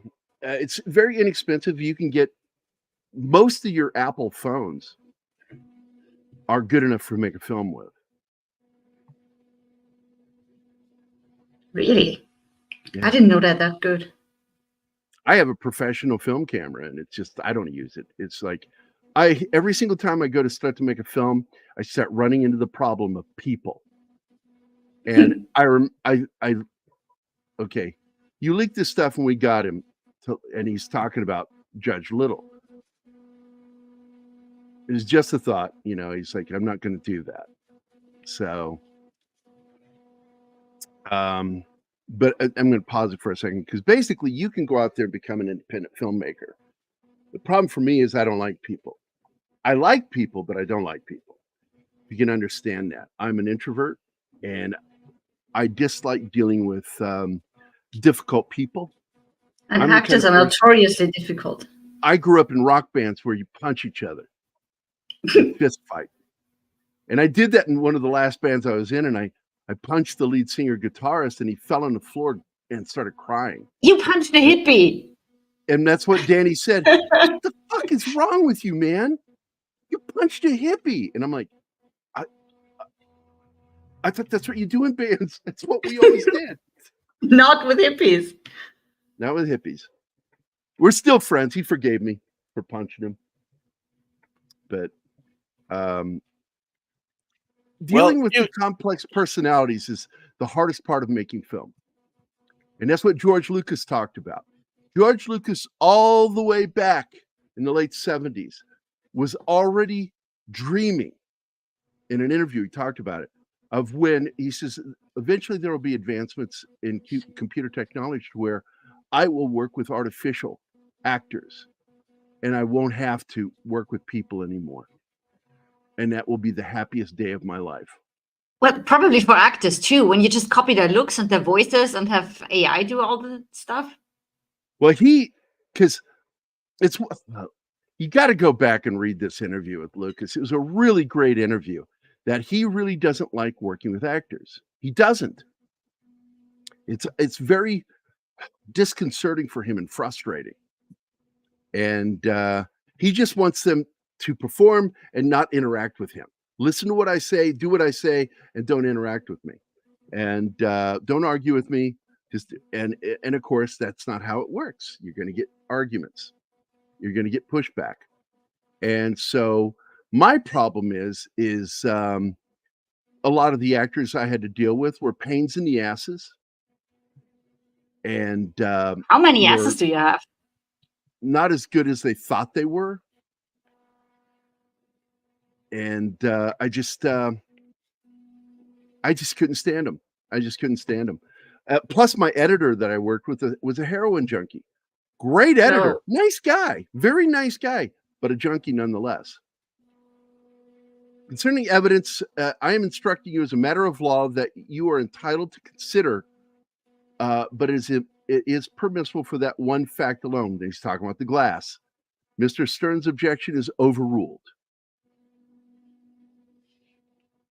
He's right under the law, And it's a great moment. It's a good scene.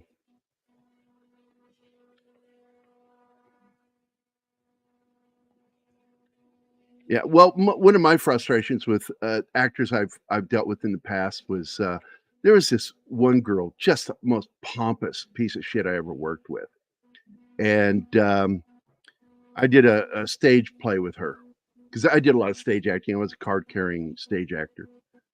Did that for years, and I was only doing it because I wanted to understand actors better so I could be a better director. And then I just realized I fucking hate actors. And but she is one of the biggest pains. And she was one of those people before shows that would do the repetitive vocal practices that were some of the most annoying things I ever heard in my life. I would just sit over in the corner by myself drinking tea with lemon and honey in it before every show to make sure I had lubricated my voice, my throat, so I wouldn't get a sore throat or lose my voice, which happens a lot in acting. And I just wanted quiet. I'm introspective. I just want to sit down and think about the scenes and then get up and go do the scenes, wait for my cue. So, but anyway, here's where they show the fingerprint from the glass.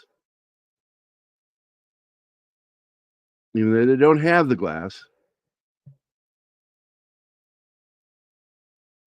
And so this is where they call Dr. Kumagai. And this is actually, it's while he's on the stand, that he is completely destroyed by the defense, by Sandy Stern.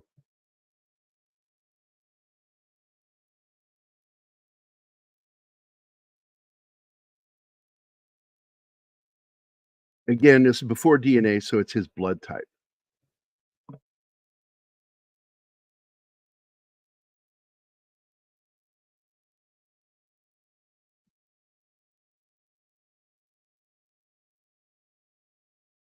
Well, what I discovered about most of the actors is they're pretentious little twats. And I just didn't like them. Look at him. He's so smug. God, he's such a smug asshole. Oh, grandson left you a mess, Penny. Just watch the Legos. Do not step on Legos. Now, one of the important things here I want to point out is what he brings out is, that what you discovered was that The seminal fluid was the same blood type as Mr. Savage, and that you believe that there was a diaphragm and that there was something like non-oxynol 9. There was a spermicide found in there. Well, at first and they believe a diaphragm. At first, they just found out that the sperm was dead, and they were thinking it was an infertile person, and then they figure out the stuff with the diaphragm. Yeah, the diaphragm the and time- a spermicide was used, and so he's like, "So, yes, I found this, and this is what I concluded." He says, "Would you go back to another page in your the opening of your Because report?" he overlooked something very important. Just He's completely so forgot he big. wrote something in He's there. so bad. He says, "Go back and read that." And what he has him read is that he had a She tubal had a tubes ligectomy. tied. Yeah. Yeah, she had a tubal ligectomy. Technically, it's called a bitubal ligectomy, and ligation. I think they refer to it as a ligation in the film, but it's what it is. Page 2, counsel. Here it is. This is the moment where he completely destroys it. Fimbriated ends appear to have been ligated. Hold on. Doesn't ectomy indicate something is being taken out, which does not happen when you get your tubes tied? I think I can't remember it. Fuck it right now. It's not important. Okay. The fact is she had her tubes tied.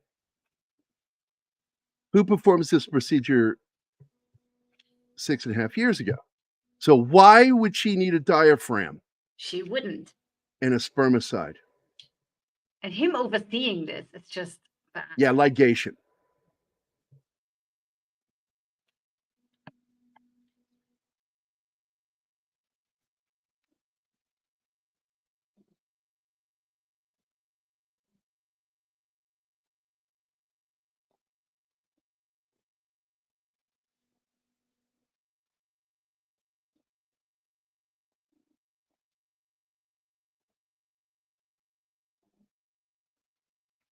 This is such a great scene.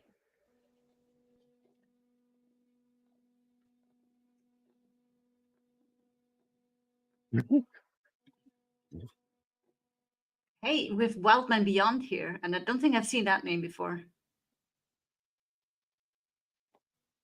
Unsupported accusations for one. We've had enough unsupported accusations for one case, because he's like, "Are you accusing me?" I think we've had enough unsupported accusations in this one case, and it just destroys the prosecution. They're destroyed at this point. Yeah, I love that scene. And now look at him, like, I guess I don't have a case anymore.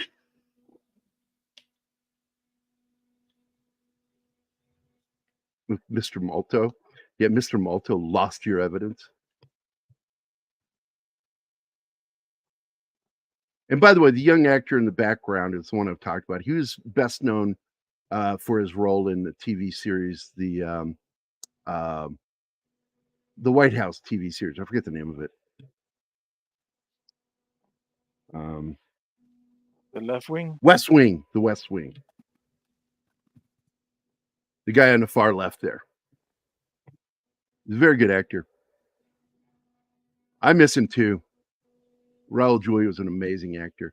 May I ask the panel, is there a big difference between TV and film courtroom dramas and the real thing, or would you say they try to make it as real as possible? Or look, they're going to do dramatic things, but there are some that are better than none.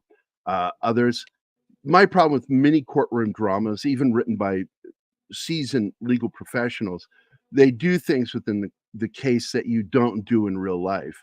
You cannot just arbitrarily approach the jury or the witness. You have to ask permission.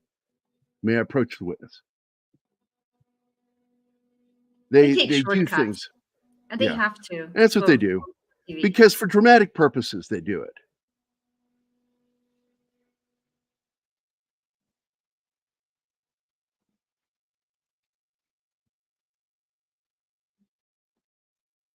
Oh, it gets really boring, Eastland. It really does.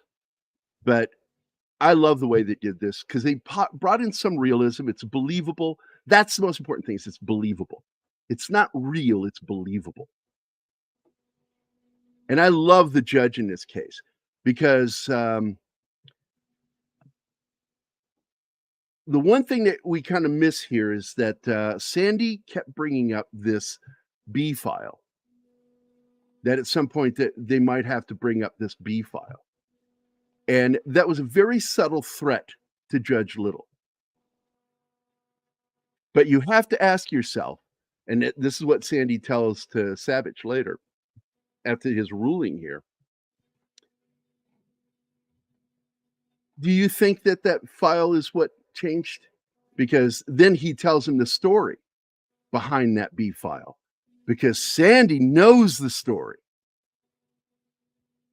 He says, Judge Little went through a dark period, and I counseled him personally and helped him get his head out of his ass. He went through a dark period, and what you're seeing there is the remnants of that dark period, and he came out of it a better man. Now, do you think that that B file threatened him? And Rusty realizes, no, he made the decision because he knew it was the right decision. And so he just basically, you're discharged, sir. And I'm sorry, we've wasted your time. And it's a great moment in the film. It is.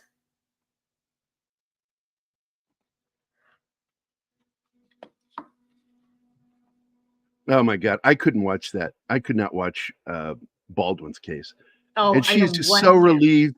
She loves her husband. She's so relieved, and they leave the courtroom. But the sad fact is, this case is unsolved. This murder case is unsolved. And it will remain so. Yep. And so this is that scene between the two of them. And this is the moment where, you know, you question the integrity of the judge. And he says, I know this judge. And he explains the whole story to him. He says, oh, what do you think? And then he kind of lays out there, did the judge make the right decision? Because you're the only one that knows. And in the book, when that happens, I was like, oh my God, he still could have fucking done it and got away with it because of that glass. What the fuck happened to that glass? You really want to know at this point. Yeah, I was freaking out. Like in the book, I'm reading, it's like, what happened to that fucking glass? Like, how did he luck out into winning this case? And it's just so mind blowing. To me, it was rather who took the glass, because somebody took it and hid it. Who did that? Because he never got a chance. He never got a chance. So it's a weird thing. What's going on here? And so this is where you get your answer. But again, Sandy points out that I defended you, but you're the only one that knows if you're guilty or not.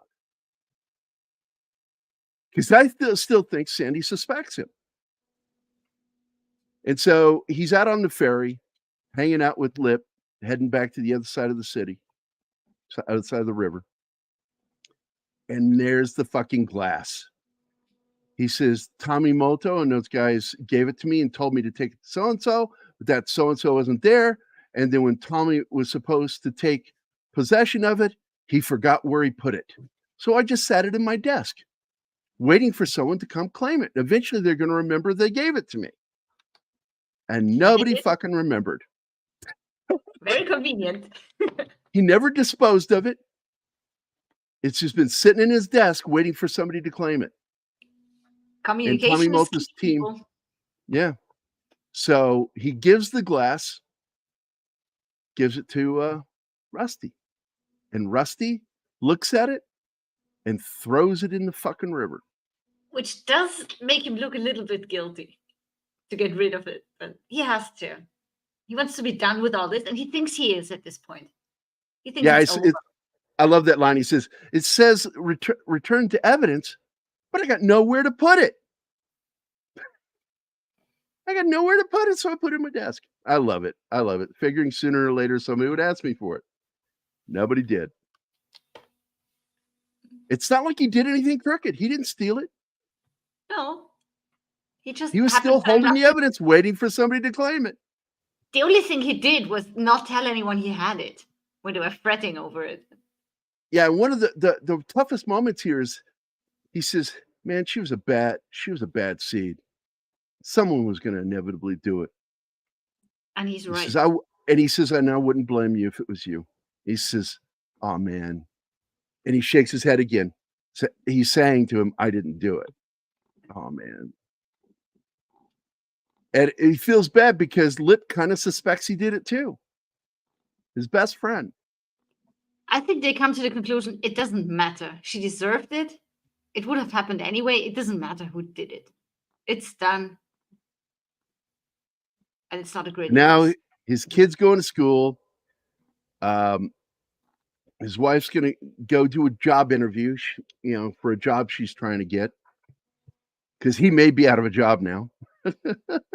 Well, she's been trying to So finish he's her. like, what's that I'm going to she's do writing? and I'm going to go do some work around the house, go do some fence repair. And so he grabs his tools, typical of Harrison Ford.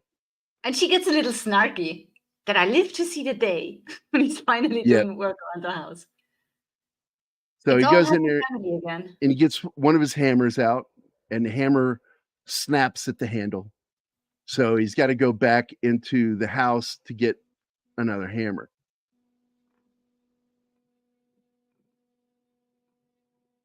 And he looks at it, and there's hair and blood on it. He gets it from the basement. Isn't that And where this is in the book. I was just like, he did fucking do it. He killed her with his own fucking tools. I was like, oh my God. And he goes into the basement to wash the fucking hammer off. And I'm like, oh my God. Oh my God. He really fucking killed her. Well, he's so calm when he finds that out. So you're like, yeah, that's not the first time he's seen the blood on that. It's like he remembers, oh yeah, I need to clean this. Yeah, stuff. it just Harrison sells the scene, just like in the book. And then she comes in and she goes, I did it, and he turns to her and like, what? She's, I did it. I got the job. I fooled him. I fooled them all. Yeah. And you're like, what's she talking about? And And then she sees the hammer and she then she turns turns around and walks away.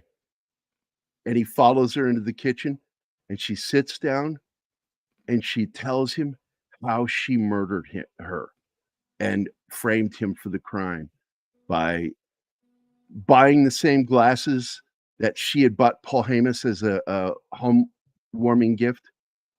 Look how She bought psycho the she same is. set And of they're still glasses. in the basement, Gary. She's just They're not in the calm. kitchen She's yet. ice cold. She's Yeah. calm.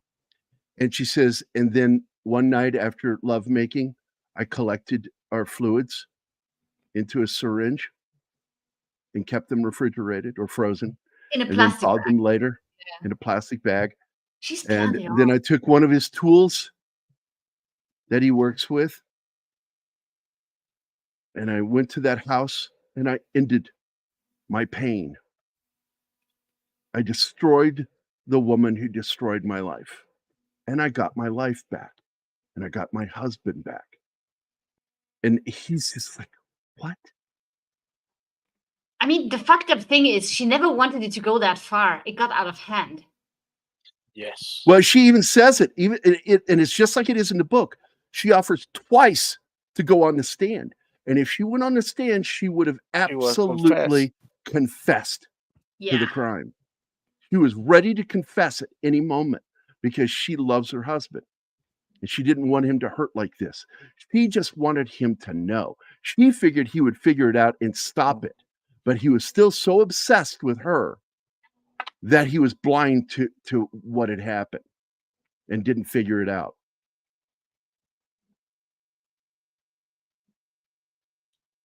I ask Pop Culture Minefield? Hold on, what's this? May I ask Pop Culture, if you don't mind me asking, what is filmmaking like? For instance, does it take a lot of ingenuity, perseverance, determination, visualization, arbitration? It takes all of that.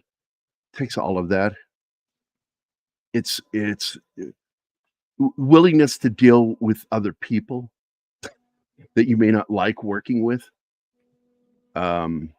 It's just a lot. And also, one thing that goes in there is you've got to be very well organized. You don't always shoot in order. You shoot by location, by set location. You get all the scenes for that one set or for that one location. And then you are done with them. And then you shoot the next group at the next location and set. And that's how it usually works. Very few films are shot in order of story. So, and Harrison does a really good job of staying calm here and crying, because he gets no expression on his face other than loss and absolute sadness over this, because he knows what she doesn't understand is that he's destroyed by this, and their marriage is destroyed by this.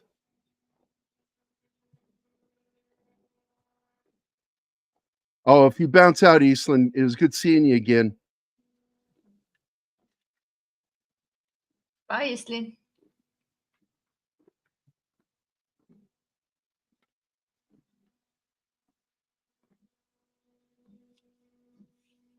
Yeah, she brings up the housewarming gift. So she buys it, and she's setting this up for a while. This is not a quick thing. This is something she took her time planning. Maybe because she wanted him to catch up on it and stop her, like you said. And he just never did, so she went through And with it. waits. She keeps saying, and waits. Look at him. This is really good acting on his part. His reactions in this are really good. Oh, Wild Man Beyond is here. What's up, man? Is that a first-time watcher? I didn't recognize the name No, when I saw him early. it's been here before. Okay. But when she sees her husband suffer, this is not what she wanted.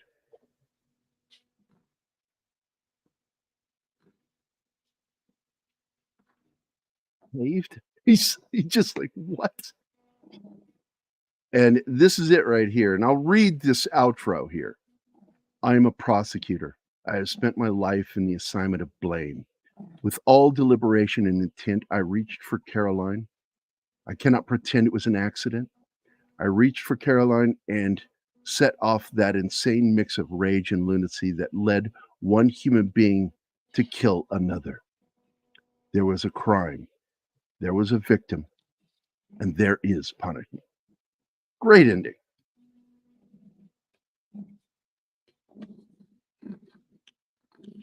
Well, you also learn that even though he knows now who did it, he cannot take his mother from his son.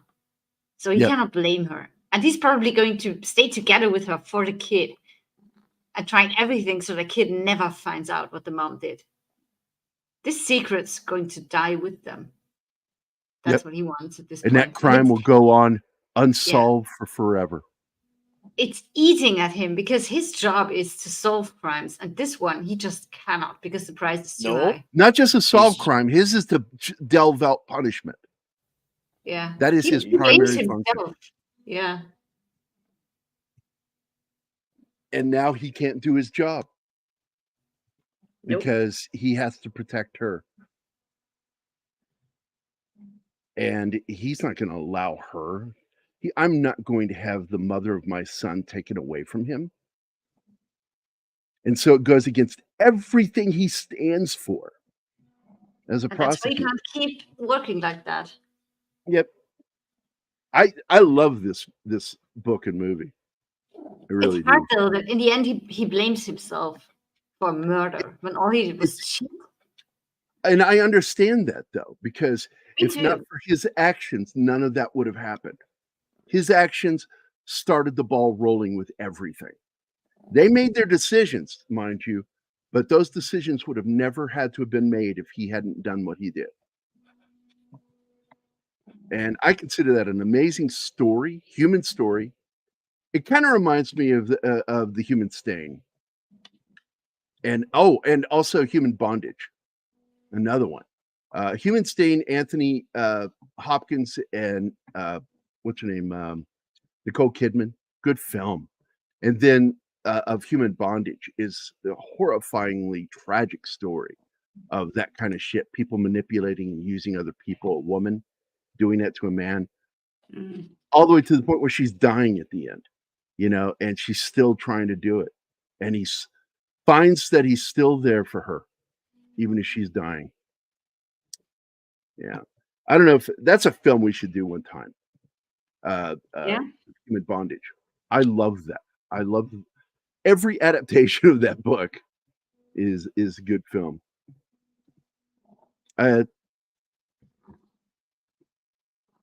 Gone Girl is because if you don't know this, that something like that just happened in the 20 teens for real.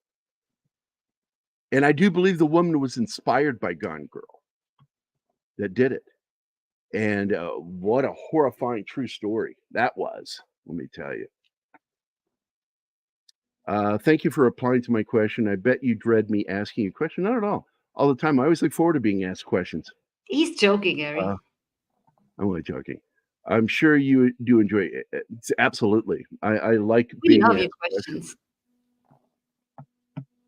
questions. And so now I'm going to check something real quick because I am not sure. Presumed 19 awards. I want to see what it was nominated for. Awards. Here we go. I am on IMDb. It won for Best Score at the BMI Film and TV Awards. John As it Williams. should. Edgar Allan Poe Award. Best Motion Picture nominee. USC Scriptwriter 1991 nominee Frank Pearson. Alan J. Pakula and Scott Turow, the author. It was nominated, did not win. And that is it. What? This film deserved more. It deserves a better score than what it's got on IMDb. I think that if this film had come out 10 years later, it would have done better. I think the big mistake on Harrison Ford's part was the haircut, because he would have been more embracing to critics and audiences if he had I had a better didn't like haircut. the haircut at all. I don't either, but because it's a Blade Runner haircut from Blade Runner, and I like the Blade Runner haircut. Thank you for yeah, you bet. Let's see. It's different from what he usually looks like, but hey, why not? I wouldn't read too much into that. Me either. Just So- the heck. Again, here's the book. If you ever want to get this book and read it, I do highly recommend this book. New York Times even referred to it as spellbinding. That's back when New York Times was worth its weight. Oh, Back yeah. in the 80s. After the 90s, I wouldn't trust anything New York Times said about anything. But it's a very good film. Again, the new series, I just don't think they made a smart decision by making him his own attorney, defending himself. Just dumb. Also, they did something else that bothered me at the beginning. What was it? I remember they did it in the first episode, and I was like, oh, he asks for the case. Give me the case. I'll take over. And it's like he's already trying to cover up. And that becomes too obvious. What you need to do is seed the story, throw seeds out, and let the audience come to its own conclusions. And instead, they have him jump like, oh, I'll take this. I'm taking control. You're not taking this. And I'm like, okay, you lost me. A huge mistake. I didn't think that was very good. And I usually like Kelly's work, man. Since Ally McBeal, man. Boston Legal. God, he's done so many shows. Legal shows. He also did another one I really liked. What was the name of that?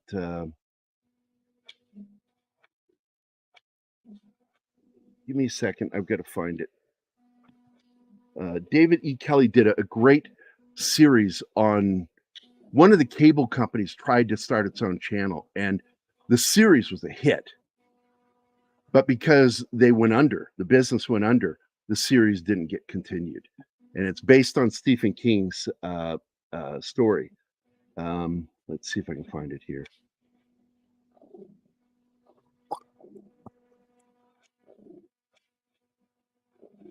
Oh my God, the shows he's done. Let me just start with this. He was the showrunner for L.A. Law, Picket Fences, which I love that show, Chicago Hope, The Practice, Ally McBeal. Let's see, Boston Public, Boston Legal. And here we go to the present. He's done a lot of little things here and there. Harry's Law was really good. Wedding Bells, Life on Mars, the American adaptation of the British series. It's not that it was bad. It just they were forced to wrap it up. It got canceled, so they wrapped it up, and it's a weird ending I didn't like. Trying to find it here. Oh, The Crazy Ones. I thought that was a good show too. It just didn't catch on with Robin Williams and Sarah Michelle Gellar. It had one season. He did Goliath, which I think is an amazing TV series. Mr. Mercedes, that's the one. Based on Stephen King's Mr. Mercedes and Finders Keepers and End of Watch. All 3 books. It was a trilogy. And he got 2 of the books in there. And it is really good. The cast was Brendan Gleeson. And it's got Harry Treadway, Kelly Lynch, Mary Louise Parker, and Tessa Ferrer, Jose Ferrer's daughter. It's a really fucking good show. And it's about this cop, Irishman, played by Brendan Gleeson because he's Irish. And he's hunting a serial killer, the smiley face killer. And that's played by Harry Treadway. A lot of people know he's got a twin brother, Harry Treadway. Good fucking show. Got 2 seasons. The second season, great numbers, and then the company went under. And the show was left in limbo. They were hoping somebody would pick it up. Nobody picked it up, and I'm like, I don't know why. That was a perfect thing for Amazon or for Netflix to pick up. Probably something going on, like behind things. I don't know. Stuff we don't know. Well, Gleason said that he was hoping one of them would pick it up because there was discussions, but just nothing happened. And once a year goes by, contracts end, and people go on and do other shit that you never get them back. Yeah, because you got to make a living.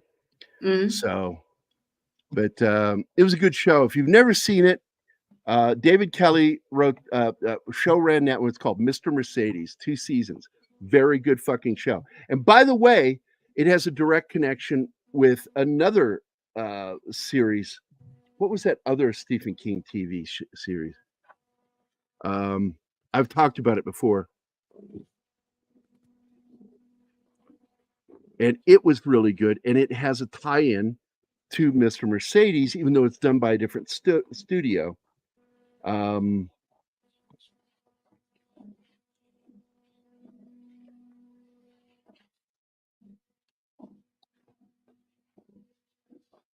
Not even listed here.